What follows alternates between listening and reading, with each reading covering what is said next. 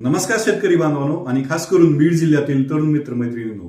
बीड जिल्ह्यामध्ये मोठ्या प्रमाणामध्ये पोलीस पाटील या पदाची भरती आता सुरुवात झालेली आहे.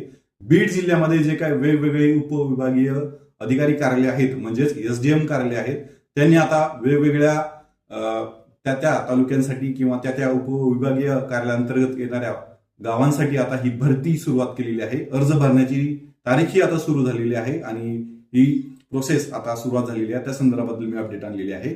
बघा, बीड जिल्ह्यामध्ये वेगवेगळे एसडीएम कार्यालय आहेत. एसडीएम कार्यालय परळी वैजनाथ या अंतर्गत येणाऱ्या परळी वैजनाथ या तालुक्यासाठी जवळपास 99 जागा आलेल्या आहेत.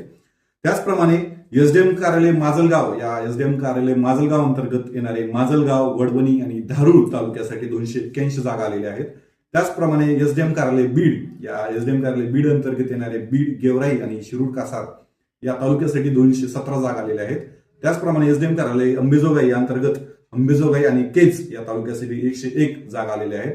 म्हणजे प्रचंड मोठ्या प्रमाणामध्ये बीड जिल्ह्यामध्ये आता पोलीस पाटील या पदाची भरती सुरुवात झालेली आहे. आपल्याला माहितच आहे की पोलीस पाटलाचं मानधन जे आहे ते 15,000 रुपये आहे. त्यामुळे तरुण मित्र मैत्रिणींनाही खूप सुवर्ण संधी आहे. त्यांनी अर्ज लवकरात लवकर भरावा. त्याचप्रमाणे अर्ज कसा भरायचा, ह्या परीक्षेला कोणी पात्र आहे किंवा परीक्षा केव्हा आहे या संदर्भातील डिटेल व्हिडिओ मी माझ्या प्रतीक सूर्यवंशी ऑफिशियल या चॅनलला टाकणार आहे. त्यामुळे तुम्ही माझं चॅनल नक्कीच सबस्क्राईब करा अशी मी विनंती करतो. त्याचबरोबर ही जी परीक्षा आहे, ही परीक्षा अर्ज भरायची तारीख आता सुरुवात झालेली आहे. 19 जानेवारीपासून आहे, 19 जानेवारी 2026 पासून.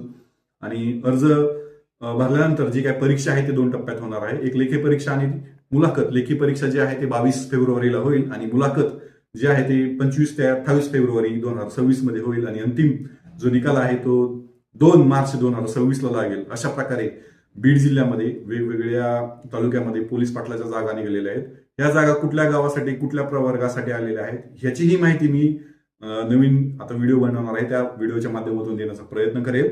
त्यामुळे तुम्ही माझं नक्की चॅनल सबस्क्राईब करा आणि जास्तीत जास्त हा व्हिडिओ बीड जिल्ह्यातील जे काही तरुण मित्र मैत्रिणी आहेत त्यांच्यापर्यंत पोहोचवा अशी मी विनंती करतो.